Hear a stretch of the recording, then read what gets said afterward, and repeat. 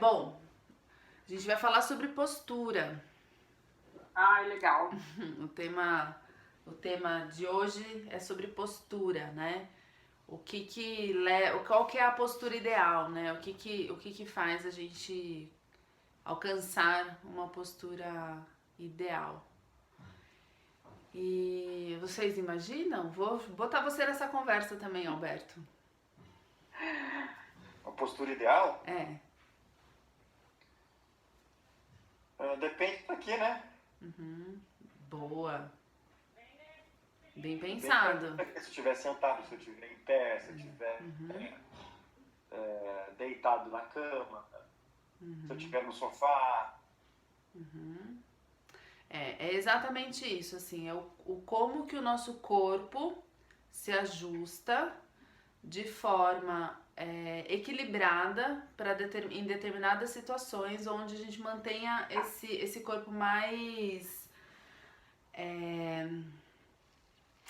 equilibrado e sem desconforto, né? Então, tudo que você vai fazer, não só no sentido estático, mas também dinâmico, onde o teu corpo tem o menos esforço e menos sobrecarga possível. Essa que seria a postura ideal, né? Então eu digo muito isso para os meus pacientes, né, Luísa, que você não me conhece, que não importa o que você faça, mas sim como você prepara o seu corpo para aquela atividade, né?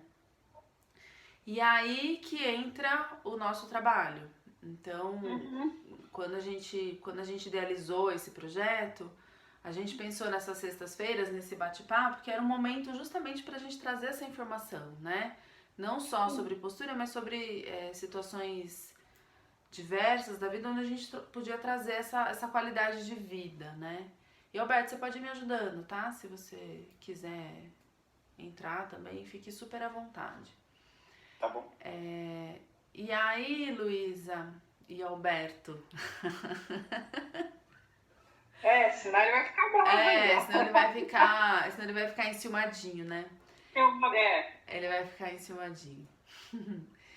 E aí é isso, assim, eu queria dar uma repassada com vocês, por exemplo, né, na coisa da... Quando a gente pensa em postura, a gente pensa em coluna, né? E a nossa coluna, são os ossos, né, que eles formam desde aqui da cervical até a lombar, são 33 vértebras, sendo que lá no finalzinho tem o sacro, que são vértebras fundidas. Então a gente tem a cervical, tem a torácica, tem a lombar e tem o sacro.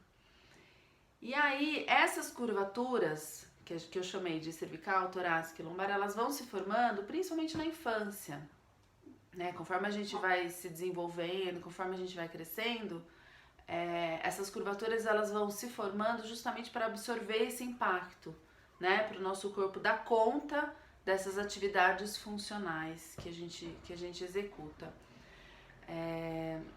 Então,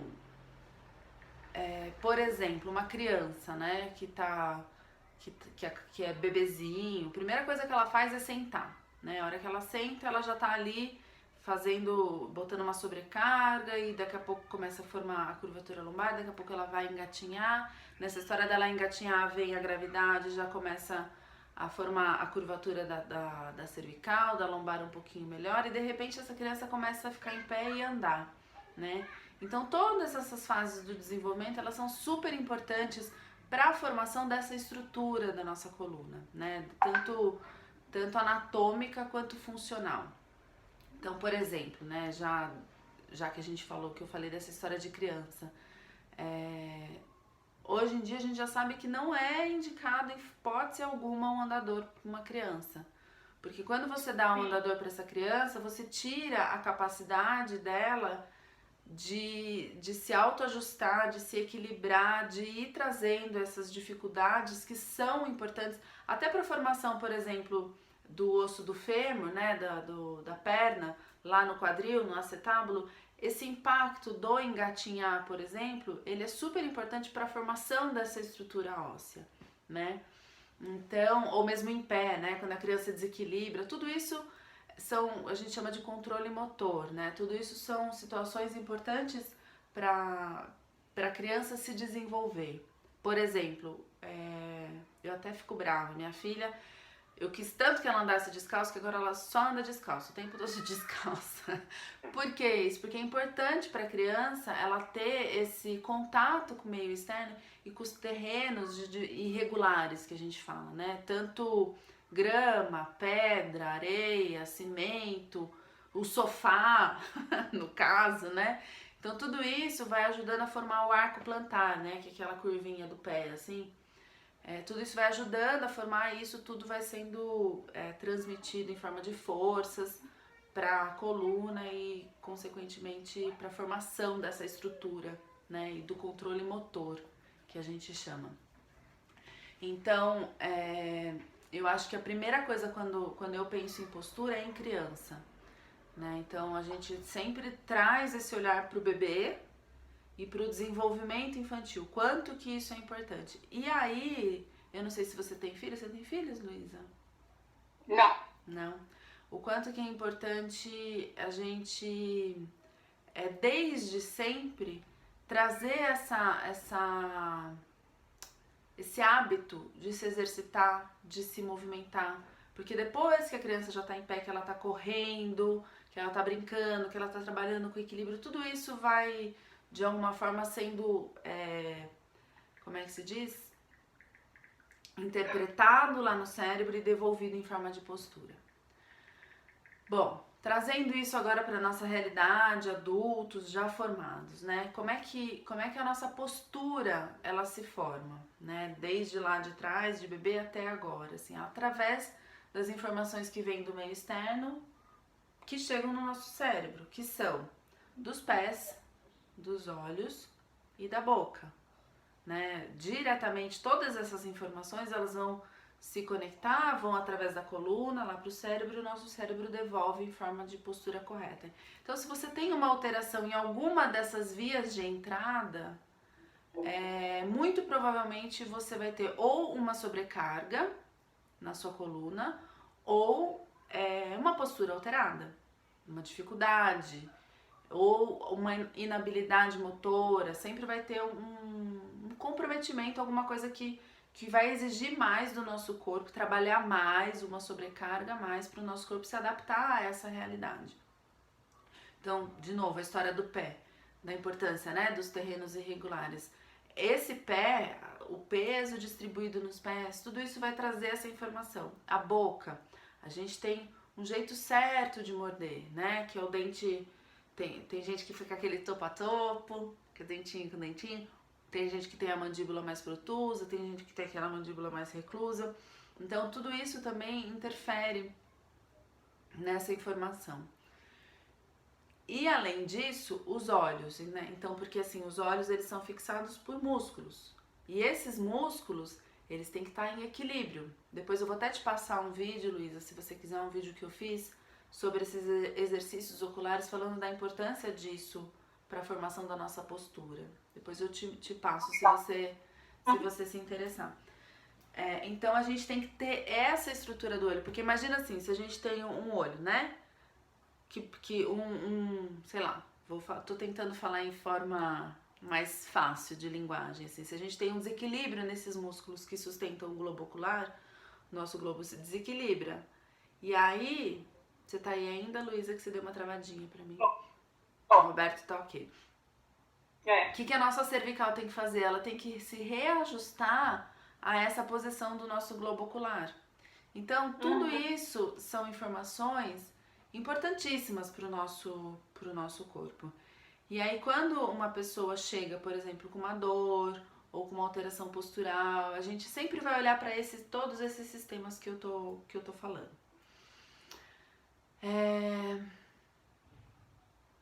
Bom, isso seria uma explicação assim do meio de entrada e depois até como tratamento, né? Então, quando uma pessoa vem para um tratamento de postura, a gente olha para esses sistemas, todos esses 3 que eu falei. E aí tem a questão muscular, né? Dos nossos músculos que sustentam essa coluna, que dão essa sustentação para esse eixo, para essa coluna e para essa postura. E aí, eu acho que desse momento aqui que eu tô compartilhando com vocês, eu acho que é uma das coisas mais importantes até para esse trabalho que a gente faz, né? Que é reconhecer, é compreender que a gente tem um grupo muscular no nosso organismo que se chamam os músculos estabilizadores. Você tem conhecimento disso, Luísa? Você tem uma noção disso, mais ou menos? Então você imagina assim, você tem, Alberto? Você conhece os músculos estabilizadores? Então você imagina assim, né, que a nossa coluna tem os pequenos músculos que eles vão dar estabilidade para essa coluna. E aí depois vem os grandes músculos que vão fazer o movimento. Então, por exemplo, para eu fazer uma flexão de tronco e buscar um objeto no chão, a primeira coisa que acontece no meu corpo é os pequenos músculos, que são os músculos estabilizadores, eles estabilizam essa coluna, eles dão sustentação para essa coluna, e aí os grandes músculos vão se movimentar e aí esse movimento vai ser seguro. Então, por exemplo, uma pessoa que tem uma hérnia de disco, quando ela vai abaixar, os músculos estabilizadores não estão funcionando. O que acontece? Essa articulação, essa coluna, ela fica desprotegida. Então a pessoa vai fazer o movimento de forma desprotegida. E onde eu quero chegar com toda essa teoria, né? Toda essa parte teórica minha aqui, da importância dos exercícios que trabalham com a estabilidade, né? E como que a gente trabalha com essa estabilidade, basicamente? São exercícios lentos, são exercícios conscientes, são exercícios onde a respiração participa. Então, por exemplo, no Pilates, né, que é uma das minhas áreas de atuação, a concentração, a presença e a precisão são super importantes e fundamentais para eu conseguir atingir esses músculos estabilizadores. Por exemplo, na musculação eu trabalho muito com grandes músculos, o bíceps, a mesa extensora, por exemplo, flexores de joelho, extensores, tudo isso são grandes músculos. Mas se eu não entro com essa estabilização, se eu não tenho esses músculos ativos funcionando de forma competente, os movimentos eles vão ficando desprotegidos. E aí, todos esses exercícios que trabalham nessa consciência, nessa precisão, eles vão trabalhar com essa musculatura estabilizadora que participa da sustentação da coluna, que participa dessa estabilização. Vocês compreenderam isso? Sim. Faz sentido? Então é isso, assim. Então, coisas que eu vejo, né, na prática clínica que influenciam muito a postura. O que vocês acham que influencia a postura? E aí, Ana, só para dar um exemplo de tudo isso que você falou, para ficar mais, talvez, Luísa, ou não, né, se ela entendeu ou não, mas só para ficar mais claro, os músculos, os principais, né, um dos principais músculos estabilizadores do nosso corpo, né, a gente chama de core, é uma região que a gente chama de core, que é o abdômen, glúteo e lombar, né?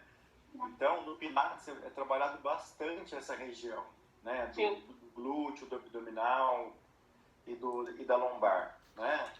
Porque é a nossa, vamos dizer, a nossa base de qualquer movimento que a gente vai fazer, né? Seja ele simples de você estar em pé e vai pegar uma caneta no chão. Você tem que ter toda essa musculatura estabilizadora fortalecida, porque imagina um idoso fraquinho, sedentário, que vai pegar alguma coisa no chão.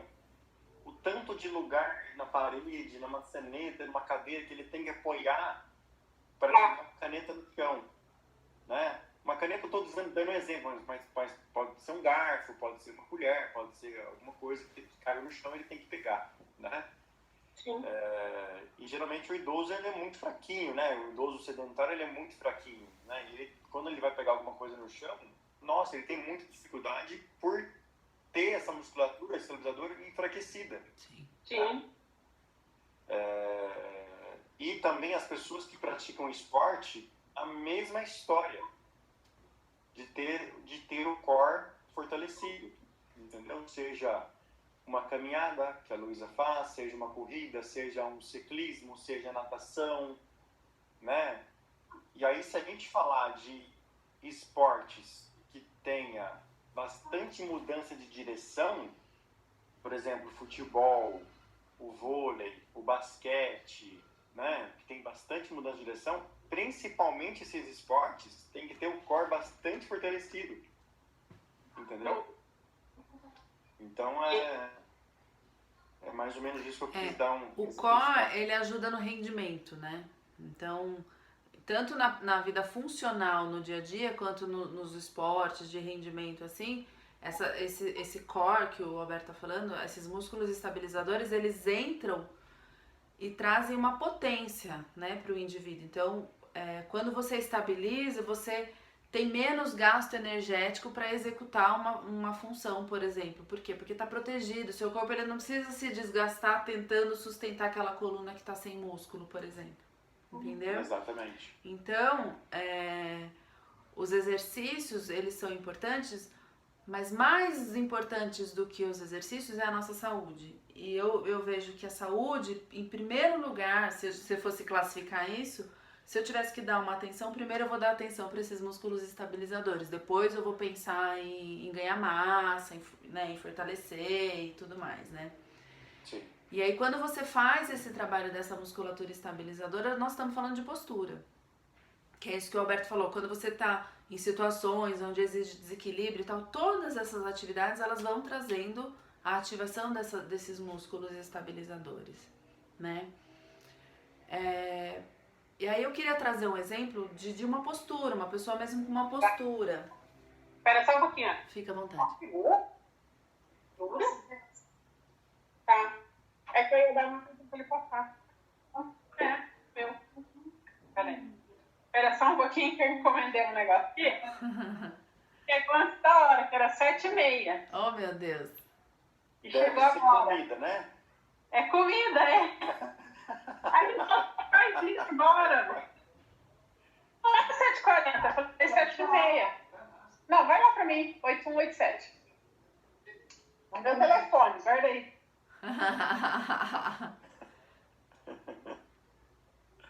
Olha eu dando trabalho, povo aqui. Eles estão acostumados já, eles aguentam aí, eu tenho uns 15 anos já. Não, amiga, com essas coisas mesmo. É. Nós já estamos acabando, tá, Luísa? Bem rapidinho agora essa parte, assim, mas eu queria...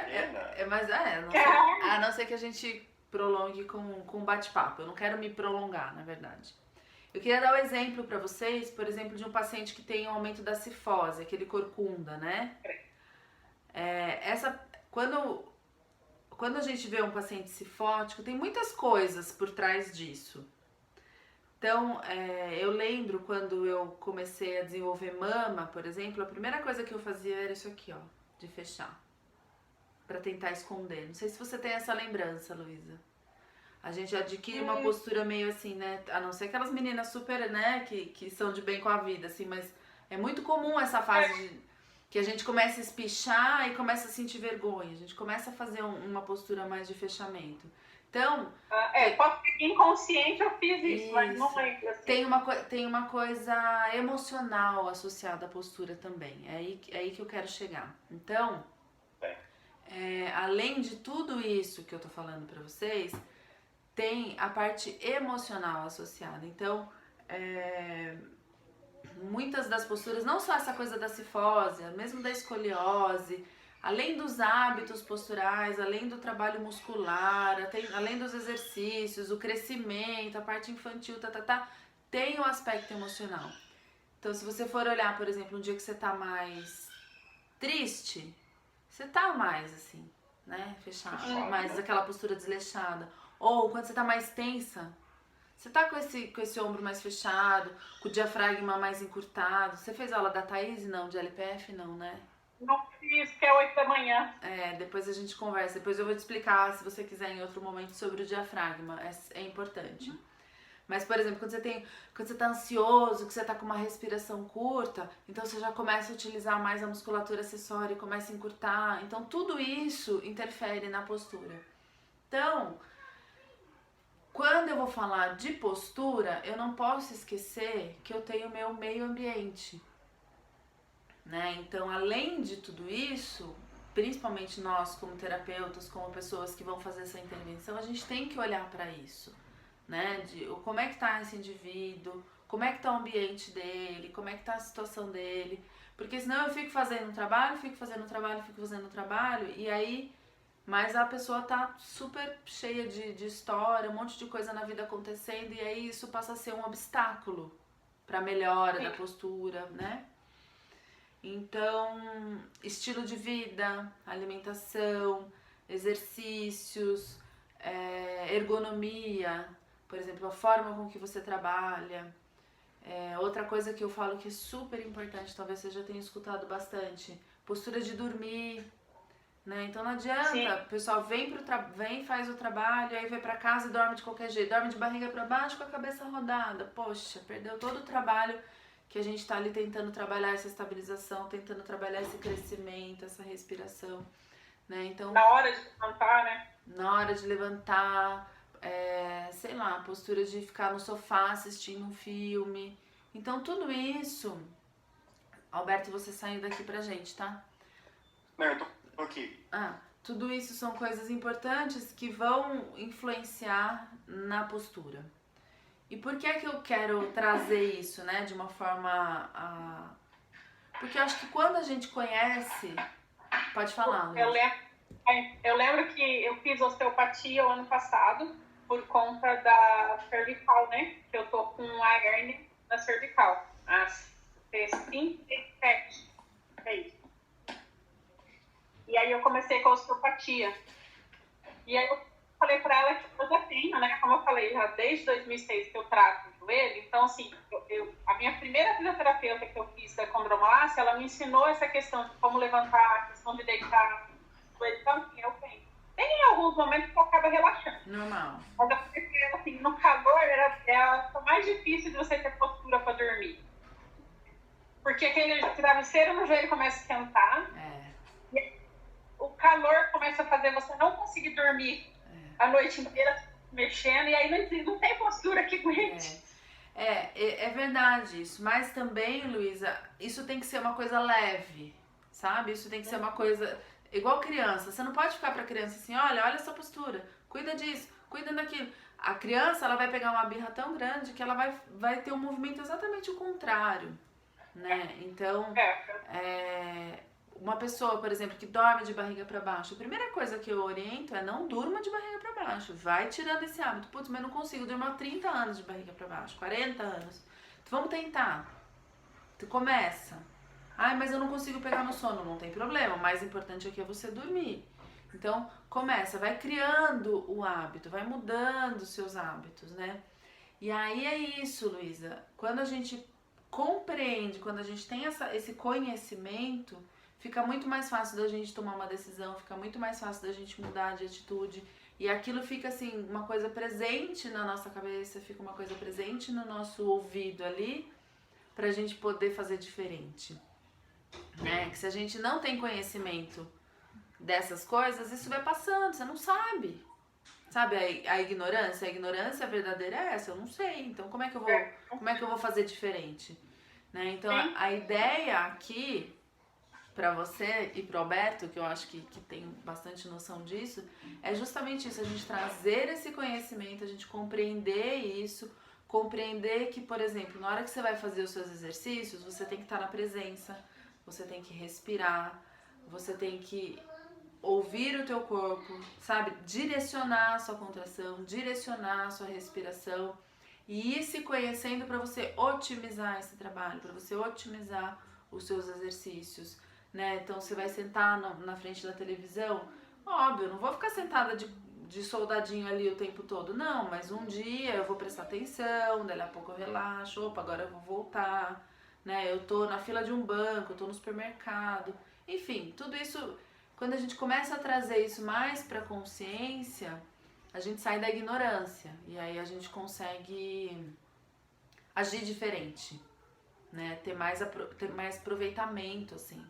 Então, Sim. O que eu penso pro nosso trabalho aqui dessa assessoria é isso, é a gente olhar para isso com carinho e se comprometer em fazer isso de forma presente, sabe? Não ali fazer o exercício por fazer, sabe, praticar lá, eu fiz e pronto, acabou. Não.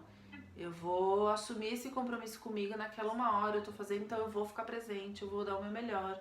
Vou respirar, vou fazer o que ele tá me pedindo, vou tirar minhas dúvidas, né? Eu acho que isso também é super importante, a gente tirar as dúvidas, né? Eu falo muito isso, principalmente pro meu pai. Pai, você vai numa consulta médica, saia de lá sabendo o que tá acontecendo com você, entenda o que tá acontecendo com você, né? Porque se a gente... Ah, não, ele mandou fazer isso, ela mandou fazer aquilo, ou mesmo a fisioterapeuta, ou o educador físico, sabe? Não, compreenda o que tá acontecendo com você. Porque a hora que você compreende, você compreende. Acabei entendendo, né? Né? Faz Sim. diferente.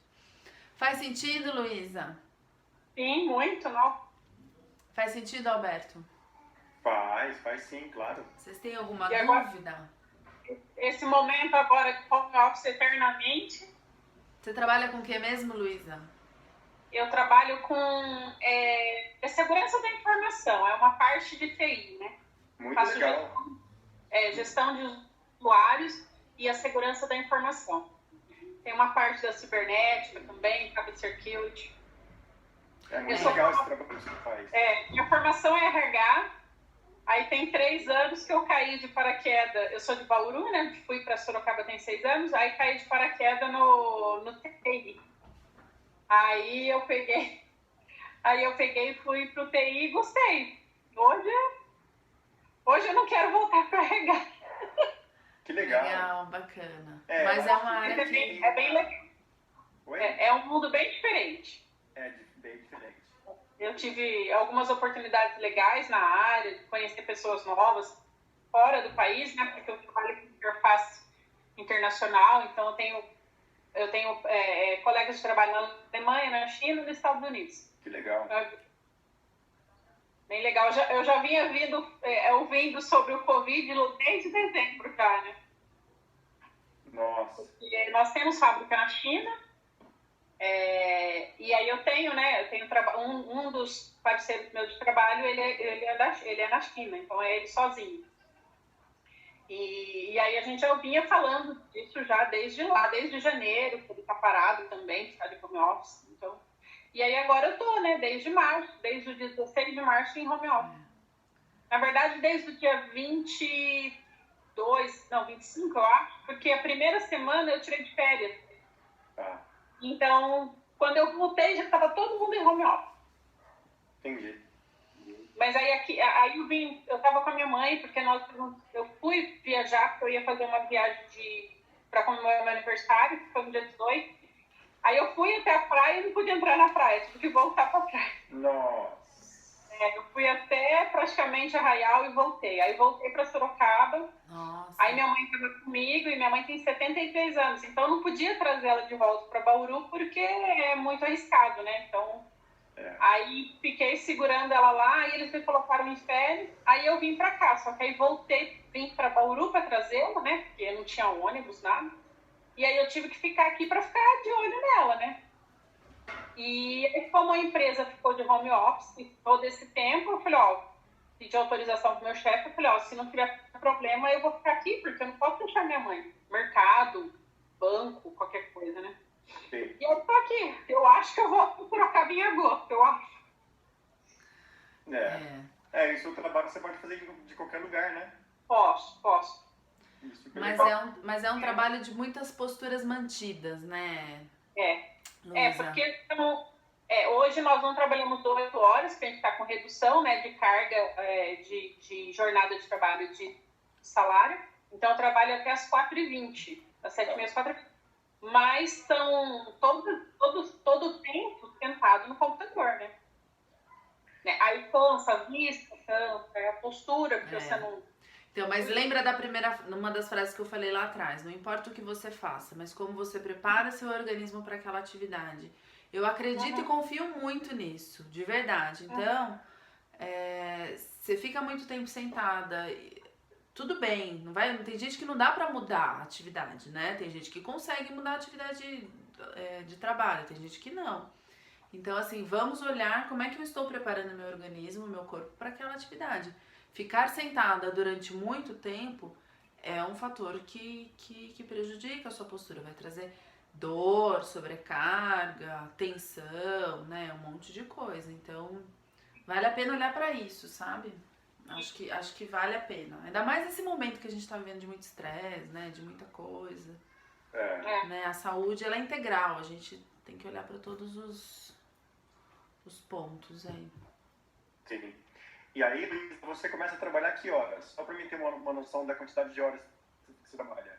Eu começo a trabalhar às 7h30. Tá. Geralmente